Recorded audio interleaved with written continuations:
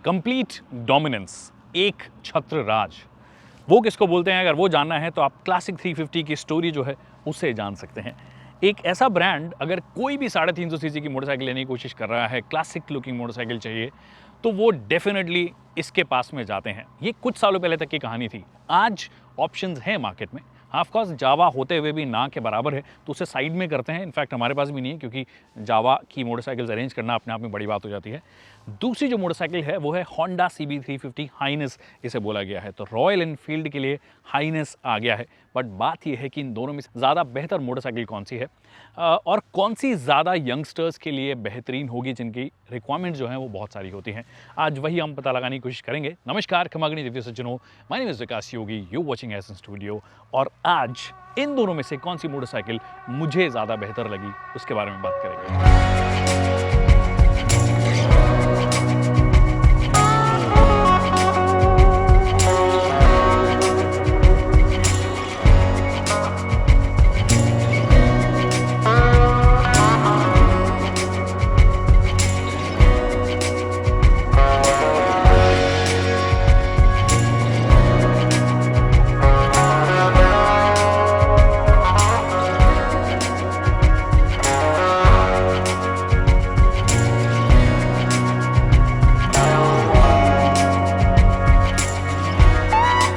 Alright, तो पहली चीज़, दोनों में से दिखने में कौन सी बेहतर है, वैसे इसका डिसीजन आप लीजिए, क्योंकि अल्टीमेटली आपको खरीदनी है और आप ही सर्वे सर्वा हैं इसके कि आपको कौन सी मोटरसाइकिल बेहतर लगती है।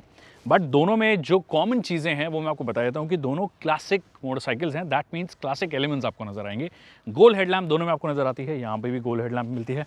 क्रोम का बहुत सारा इस्तेमाल दोनों मोटरसाइकिल्स में हुआ है। हालांकि यहाँ पर ये स्पेशली रेड के साथ में वो जो क्रोम है अलग ही दिख रहा है, दूर से नज़र आता है। बहुत सारे लोगों को ये कलर बहुत पसंद आ रहा है, बट मुझे यूजुअली सिंगल टोन ज़्यादा पसंद आते हैं। मैट फिनिश होता है तो वो थोड़ा बेहतर लगता है। इनके पास में ऐसे कई सारे वर्जन्स हैं, वेरिएंट्स हैं जो आप ले सकते हो। सेम यहाँ पर भी है, आपके पास में बहुत सारे ऑप्शंस हैं। आप सिंगल टोन लेना हो, डुअल टोन लेना हो, मैट फिनिश लेना हो या ग्लॉसी फिनिश लेना हो, वो भी आपके पास ऑप्शंस अवेलेबल हैं। तो गोल हेडलैम्प, हालांकि यहाँ पे थोड़े से मॉडर्न एलिमेंट्स नज़र आएंगे आपको। LEDs यहाँ पे इस्तेमाल की गई है, हाई बीम हो या लो बीम हो, दोनों में LEDs नज़र आती है। ये भी LED एलिमेंट्स हैं, आपको जो इंडिकेटर्स दिए गए हैं ये बेसिक नज़र आते हैं। हालांकि दोनों के दोनों यहाँ पे राउंड है।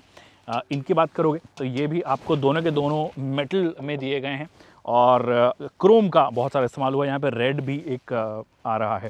टैंक जो है, टैंक का शेप जो है ये ज़्यादा बल्की लगता है, इसमें मास ज़्यादा है, थोड़ा सा भारी लगता है ये।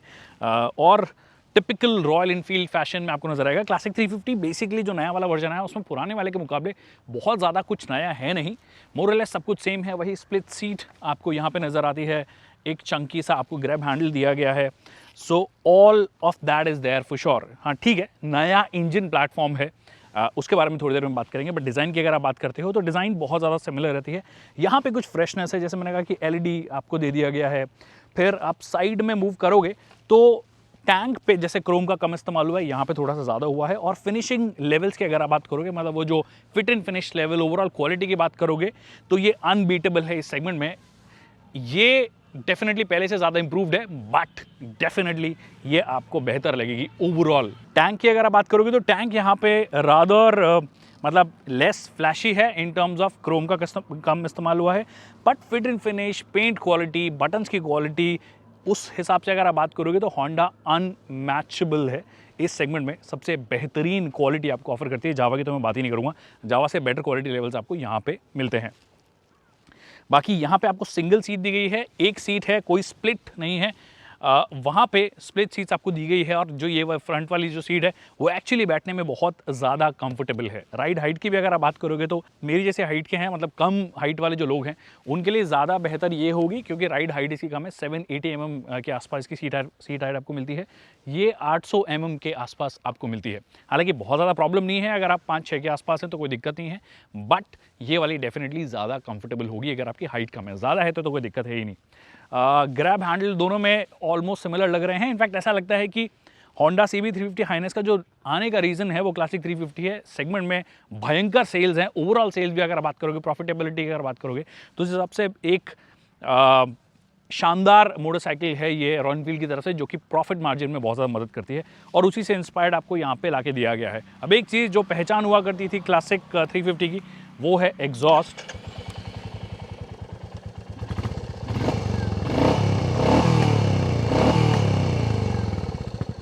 पुराने के मुकाबले डेफिनेटली थोड़ा कम हुआ है, थोड़ा कम बेसी हुआ है। वैसे आफ्टर मार्केट बहुत सारे लोग लगवाते हैं, जो कि लीगल नहीं है बट फिर भी लगवाते हैं, तो उससे आप थोड़ा बेस बढ़ा सकते हो। बट यहाँ पे स्टॉक जब आप देखोगे,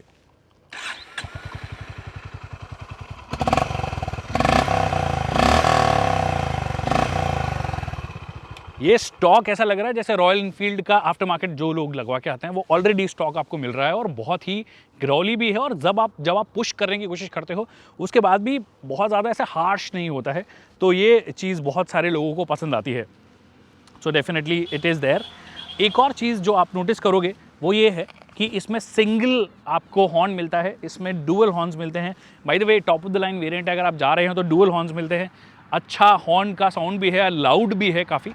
यहाँ पे सिंगल आपको दिया गया है। जैसे कि मैंने कहा कि इसका जो फ्रेम है, इंजन है, वो दोनों नए हैं।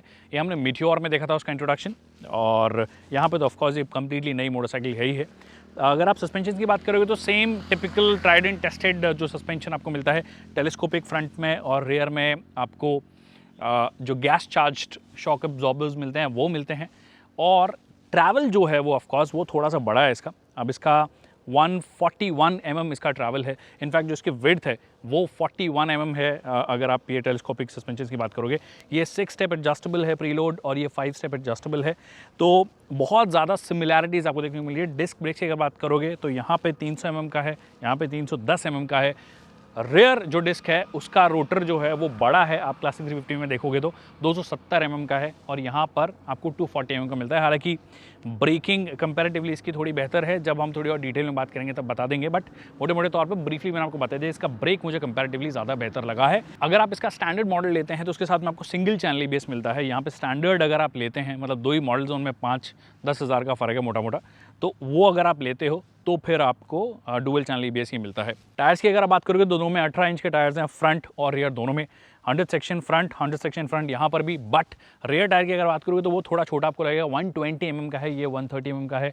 130/70, ये 120/70 के आसपास आपको मिलता है, या 120/80, लेट मी चेक एग्जैक्टली। तो 120/80 सेक्शन, ये 130/70 सेक्शन आपको मिलता है। तो बहुत सारी सिमिलैरिटीज़ ऑन दी आउटसेट अगर आप देखोगे तो आपको नज़र आएंगी। बट ओवरऑल जब मैंने फिट एंड फिनिश की बात की या प्रीमियमनेस की बात की, पहली बार जब आप दोनों मोटरसाइकिल को देखते हो तो जो सिलेक्शन ऑफ मटेरियल है वो आपको डेफिनेटली यहाँ पे ज़्यादा बेहतर लगता है। थोड़ी प्रीमियम फील आपको इस मोटरसाइकिल में ज़्यादा लगती है, ये काफ़ी बेसिक लगती है। और इन टर्म्स ऑफ टेक्नोलॉजी जो नए फीचर्स हैं उसके हिसाब से अगर बात करोगे तो ब्लूटूथ कनेक्टिविटी आपको यहाँ पे मिलती है, जिसमें ऐप के थ्रू आप बहुत सारी चीज़ें कर सकते हो। हालांकि आपको जो स्पीडोमीटर है दोनों में एनालॉग मिलता है। यहाँ पे एक आपको ट्रिप नेविगेटर भी दिया गया है, जो कि एक नया फीचर है जो रॉयल एनफील्ड अपनी सारी मोटरसाइकिल्स में दे रहा है और काफ़ी हेल्पफुल हो जाता है। बहुत बार अगर आपने मोबाइल एप्लीकेशन के थ्रू कनेक्ट किया हुआ इससे, तो गूगल का जो फीड होता है उसको ये यहाँ पे दिखाती है और टर्न बाय टर्न नेविगेशन जो होता है वो आपको यहाँ पे नजर आता है। यहाँ पे ऐसा कुछ नहीं दिया गया, बट ब्लूटूथ की मदद से डेफिनेटली आप कमांड्स जो हैं वो सुन सकते हो, या फ़ोन अगर आपको उठाना हो तो आप उठा सकते हो। But overall in terms of technology या न्यूअर फीचर्स की बात करोगे तो ये थोड़ी मॉडर्न है। ये एक अच्छा मिश्रण है, क्लासिक प्लस मॉडर्न मोटरसाइकिल के बीच का एक मिश्रण आपको नजर आता है इसके अंदर। ये थोड़ी सी अभी भी पुरानी ही रह गई है, वो एक ट्रिप नेविगेटर को आपको हटा दोगे तो कुछ नया आपको नजर नहीं आएगा। तो फीचर्स की अगर आप बात करोगे तो ये ज़्यादा लोडेड आपको लगती है, ज़्यादा मॉडर्न लगती है, ना कि सिर्फ देखने में, मतलब देखने में क्लासिक भी है प्लस एक मॉडर्न जो है, मतलब उनके बीच में एक मिश्रण आप बोल सकते हो कि क्लासिक होते हुए भी, एक ओल्ड टाइप का मोटरसाइकिल होते हुए भी आपको नई चीज़ें देती है। जैसे कि मैं आपको हेडलैम्प के बारे में बताया या ब्लूटूथ नेविगेशन के बारे में बताया, उसके अलावा हैज़ार्ड लैंप आपको मिल जाता है। और ऑफ कोर्स एक और फीचर जो है वो एक बहुत ही इंपॉर्टेंट फीचर है, ट्रैक्शन कंट्रोल जो है वो आपको यहाँ पे मिल जाता है, जो कि यहाँ पे डेफिनेटली आप उम्मीद ही नहीं करते हो, क्योंकि ट्रैक्शन कंट्रोल ये अपनी जो फ्लैगशिप मोटरसाइकिल है 650cc उसमें भी ऑफर नहीं करते हैं। तो in terms of features definitely ये बेहतर है। अब बढ़ते हैं अगले जो हमारे लिए एक बहुत ही इंपॉर्टेंट फैक्टर हो जाता है कि कितना ईजी है चलाना in terms of seat comfort. Engine comfort की बात थोड़ी देर में करेंगे, बट सीट कंफर्ट की बात करोगे तो ज़्यादा ब्रॉड सीट, स्प्लिट सीट्स, ज़्यादा बेहतर है अगर आप लंबी राइड्स पे अगर आप जा रहे हैं तो उस वक्त ये ज़्यादा आपको बेहतर लगने वाली है। इनफैक्ट मैंने इसे दिल्ली टू जयपुर चलाया है, उसके बाद भी बहुत टाइम चलाया, लगभग 1 महीना हो गया चलाते हुए। इसके कंफर्ट की कोई बात ही नहीं है, मतलब सीट कंफर्ट की बात करोगे या मनूवरेबिलिटी की बात करोगे, एक बहुत अच्छी चीज़ आपको नज़र आएगी नई क्लासिक के अंदर या नई जो मोटरसाइकिल्स आ रही हैं रॉयल एनफील्ड की तरफ से। जो वेट बैलेंस है वो बहुत ही शानदार होता है।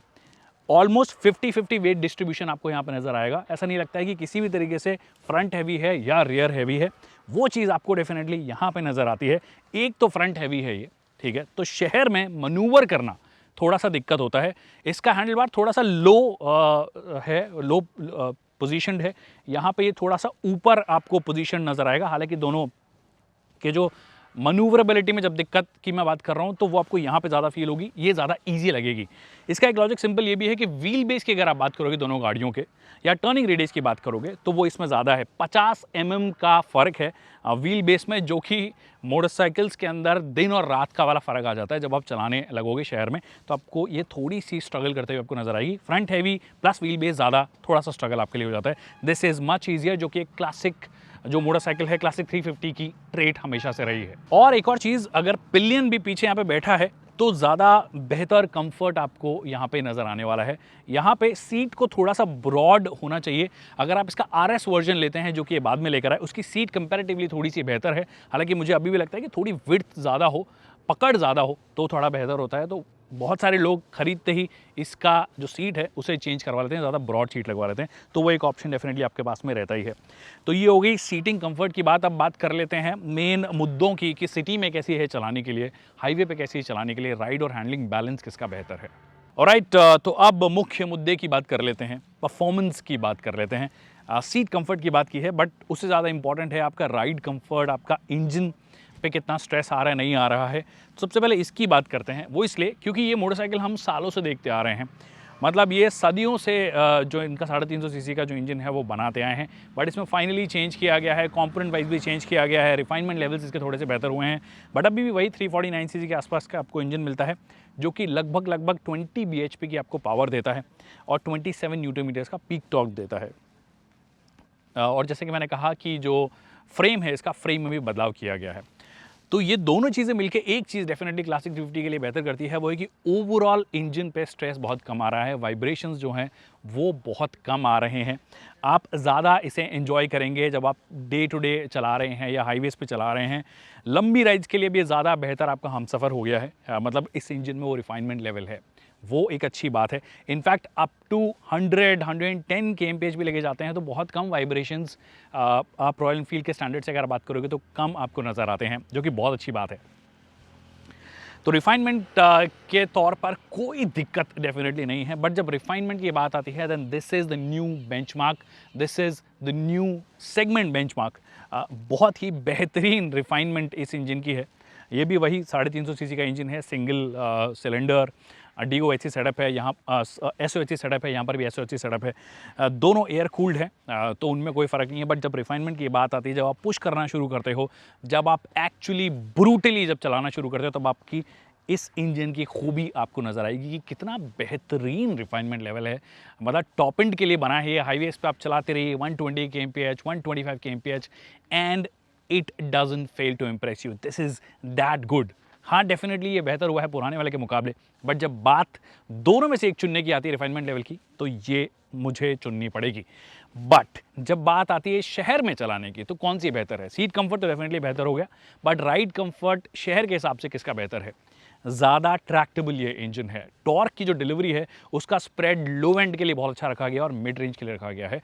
मतलब अगर आप ज़्यादा शहर में चलाते हैं तो स्ट्रेट अवे मैं बोलूँगा आप क्लासिक 350 ले लीजिए, आज भी आप ज़्यादा सुखी होंगे। वेट मैनेजमेंट मैं ऑलरेडी बता चुका हूँ, 50-50 वेट डिस्ट्रीब्यूशन आपको नज़र आता है, तो मनूवर करना आसान है, व्हील बेस छोटा है, ज़्यादा बेहतर तरीके से आप इसे मैनेज कर पाएंगे शहरों में।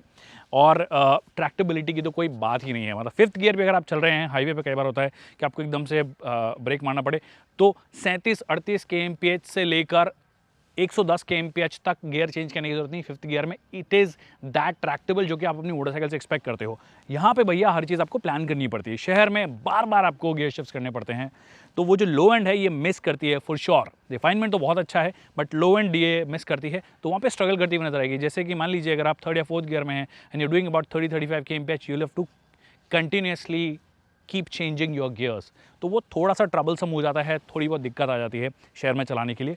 और जैसे मैंने कहा फ्रंट हैवी है तो वो और एक और दिक्कत है, तो आपको कई सारी चीज़ों का ध्यान रखना पड़ता है। तो शहर के लिए अगर आप एक मोटरसाइकिल देख रहे हो जो कि बहुत ईजी हो चलाने के लिए, straight away go by this. ये अगर आप हाईवेज के लिए देख रहे हो तो फिर इसकी कोई बराबरी ही नहीं है, मतलब इन टर्म्स ऑफ हैंडलिंग भी जो फ्लिकेबल है, बहुत अच्छी हैंडलिंग है इसकी हाईवेज के हिसाब से। अगर बट हाँ, जैसे कि मैंने कहा शहर में जब यू टर्न्स लेने हो या टाइट पार्किंग स्पॉट्सों से निकालना हो तो फिर ये इजी आपको पड़ेगी, बट जब हाईवेज पे आप होते हो, बेटर व्हील बेस आपको ज़्यादा बेहतर स्टेबिलिटी देता है, क्विक लेन चेंज कर रहे हो, वो जो हैंडलिंग में कॉन्फिडेंस चाहिए होता है वो आपको यहाँ पे मिलता हुआ नज़र आता है। तो हाईवेज के लिए डेफिनेटली ये, शहर के लिए ये, ऐसा नहीं कि दोनों चलेंगी नहीं, कि ये हाईवे पे नहीं चलेगी और ये शहर में नहीं चलेगी, बट मैंने आपको वो जो वीकनेसेस हैं दोनों की बता दी है कि क्या क्या है। तो उस हिसाब से इंजन वाइज दोनों बहुत अच्छी हैं, एक में रिफाइनमेंट की खूबी है और एक में ट्रैक्टेबिलिटी की खूबी है। Now the gear shifting and clutch action. Gear shifts के मामले में दोनों काफी स्मूथ हैं, पर होंडा के गियर्स किसी भी मोमेंट क्लंकी या कंफ्यूजिंग फील नहीं होते हैं। क्लासिक 350 भी फेयरली स्मूथ है, पर कभी कभी फर्स्ट गियर से न्यूट्रल आने में आपको वो कंसिस्टेंसी नजर नहीं आती है। ऑल्सो CB350 के क्लच कंपैरेटिवली लाइटर हैं, और क्योंकि इसे स्लिप एंड असिस्ट क्लच मिलता है तो ओवरऑल ऑपरेशंस आपके ज्यादा बेहतर हो जाते हैं। एक चीज जो CB350 के स्विच गियर्स के बारे में थोड़ी इरिटेटिंग है वो ये है कि आपको जहां यूजुअल इंडिकेटर स्विच दिए जाते हैं वहां पर हॉर्न दिया गया है और हॉर्न की जगह इंडिकेटर दिया गया है, जिसकी वजह से बेहद कंफ्यूजन होता है and it takes a lot of time getting used to it. अब जब आप हाई स्पीड परफॉर्मेंस में ऑलरेडी थोड़ा बहुत बता चुका हूँ, बट इंसिस्ट करूँगा वापस से, जब हाई स्पीड परफॉर्मेंस की बात करते हो कि आप हायर गियर्स में हो या लोअर गियर्स में हो, आप पुश करें और आपके पास पावर की कमी ना हो, तो वो इस इंजन की खास बात है, उसमें कोई दिक्कत नहीं होती। इनफैक्ट ब्रेकिंग की भी जब बात आती है तो ज़्यादा बेहतर बाइट आपको यहाँ पे मिलता है, डिस्पाइट द फैक्ट कि मतलब 310 mm का आपको फ्रंट डिस्क ब्रेक मिलता है और यहाँ पे 300 mm का मिलता है। तो फ्रंट जब ब्रेक अगर आप ज़्यादा यूज़ करते हैं तो आपको लगेगा कि ज़्यादा बेहतर बाइट आपको यहाँ पर नजर आई, बट ओवरऑल मेरे हिसाब से एक टाई है दोनों में, क्योंकि उसका डिस्क साइज़ रेयर वाला ज़्यादा बड़ा है, 270 mm का है, यहाँ पे 240 mm का, और बाइट भी जो है वो बहुत अच्छा है। हालांकि इसमें अगर आप ABS की बात करोगे तो यहाँ पे सिंगल चैनल एज स्टैंडर्ड मिलता है, इस वाले में ऑफकोर्स डुअल चैनल है, यहाँ पे डुअल चैनल एज स्टैंडर्ड मिलता है, तो वो एक चीज़ आपको अगर ध्यान रखनी हो तो वो आप रख सकते हो। तो ओवरऑल मेरे हिसाब से engine refinement, this wins, tractability this wins, highway stability this wins, पर जब आप शहर की मनूवरेबिलिटी की बात करोगे तो ये वाली डेफिनेटली वो सेगमेंट को जीत जाती है क्लियरली।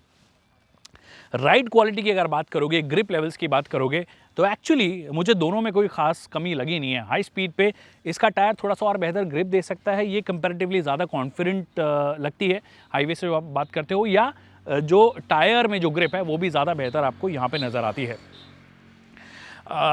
तो ये हो गई कुछ बातें इंजन परफॉर्मेंस की जो हमने दोनों को कंपेयर किया, जो हमें बेहतर लगी वो हमने आपको बता दिया। अब एक इम्पॉर्टेंट फैक्टर जो बहुत सारे लोगों के लिए इंपॉर्टेंट है, इनफैक्ट सभी के लिए इंपॉर्टेंट है, फ्यूल की प्राइसेस रोज़ाना बढ़ रही है, इलेक्शंस आएंगे थोड़ी कम हो जाएगी बट उसका हमें वापस बढ़ेगी ऑफकोर्स, तो आपको वो चीज़ डेफिनेटली कंसिडर करनी चाहिए। फ्यूल एफिशिएंसी दोनों बहुत क्लोज हैं, अगर आपको ये 30-31 देती है तो ये भी 30-31 दे देगी अगर आप ठीक ठाक चला रहे हैं, बहुत ही अच्छे से चलाएंगे। इनफैक्ट जो पुरानी वाली क्लासिक 500 जिसके ओनर हमारे साथ में अभी हैं, इनफैक्ट दोनों मोटरसाइकिल्स इन्होंने चलाई है राज ने, इनसे ही पूछेंगे इनको दोनों में से बेहतर कौन सी लगी, बट अभी इनको वो 37-38 देती है अगर तमीज़ से चलाते हैं, तो आप उम्मीद कर सकते हो कि वही लेवल का फ्यूल एफिशिएंसी आपको ये भी ऑफर कर सकती है और ये भी ऑफर कर सकती है। तो फ्यूल एफिशिएंसी में कोई दिक्कत वाली बात नहीं है, 30-32 के MPL आप इजीली एक्सपेक्ट कर सकते हैं दोनों से। ऑलराइट, तो हमारे साथ राज हैं जो कि क्लासिक 500 आपके पास में रही है, अभी भी है? अभी भी है इनके पास, अभी रेगुलर मैं चलाता हूँ उसको। तो हमने दोनों मोटरसाइकिल इनसे चलवाई है, क्लासिक 350 भी चलवाई है और हाइनेस भी चलवाई है। क्या लगता है आपको, क्लासिक 350 लग रहा है कि नेक्स्ट जनरेशन रॉयल एनफील्ड आ गई है? नहीं, अगर रॉयल एनफील्ड के मतलब तरीके से देखें कि उन्होंने कुछ अपग्रेड किया है तो उस हिसाब से वो बेटर है। हाँ। मतलब इन सिटी में अगर चलाते हैं तो लो एंड टॉर्क उसका अच्छा है। हाँ। सीट काफ़ी कंफर्टेबल हो गई है पहले से, क्योंकि मैं Correct. काफ़ी टाइम से चलाता आ रहा हूँ क्लासिक 500, तो सीट्स तो मतलब वो है कि जज्बात बदल दिया इन्होंने। और जहाँ हाईवेज पे थोड़ा स्ट्रगल करती है। हाँ। इसकी बात करें अगर हाइनेस की, तो हाईवेज पे कोई मतलब मुकाबला है नहीं अगर दोनों का अपन कंपैरिजन करें तो। हाँ, हाँ। और power to weight ratio of course उसका और better है। अगर पावर टू वेट रेशियो की अगर बात करें तो वो भी काफ़ी बेटर है उससे। हाँ, तो अगर मुझे आप पिक करने के लिए कहेंगे तो सच में जज्बात बदल दिए आपने, सच में रॉयल जज्बात एनफील्ड बदल के साथ दिए। धोखा दिया इस आदमी ने। तो आई थिंक क्लियरली नज़र आ रहा है कि हाँ ठीक है, वो एक मॉडर्न टच है क्लासिक के अंदर भी, तो वो नज़र आती है। तो वर्डिक्ट की जब बात आती है तो ऑफ कोर्स कौन सी जीतती है, आपको क्या लगता है? अगर मुझे आप पूछें तो मैं तो ये लेके जाऊंगा। मतलब आपको वर्डिक्ट से मतलब नहीं है कोई? नहीं, मुझे वर्डिक्ट से मतलब आपके वर्डिक्ट से मतलब है। हाँ। अगर टेक्निकल उसमें बात करें। हाँ। लेकिन अगर as a Royal Enfield owner जितने इतने साल से मैं चला रहा हूँ, 4-5 साल से, हाँ। तो ये फार बेटर है। बट हाँ, for sure it is very very improved अगर आप रॉयल एनफील्ड को देखते हुए नज़र आते हैं, देखते हैं, और साल दर साल जनरेशन दर जनरेशन इन्होंने बहुत इम्प्रूव किया है। इनफैक्ट रिलायबिलिटी वाइज भी बात करोगे तो ये हाथी पालना आसान, मतलब ख़रीदना आसान होता था, पालना थोड़ा मुश्किल होता था, वो भी डेफिनेटली बेहतर हुआ है। But I think straight away if I need to pick one winner then it will be this, the Honda Highness. Pricing में 5-10 हज़ार का फ़र्क है दोनों में। आई थिंक ऑन रोड आते आते 17-18 हज़ार का फ़र्क आ जाता है, but it is worth every penny for sure.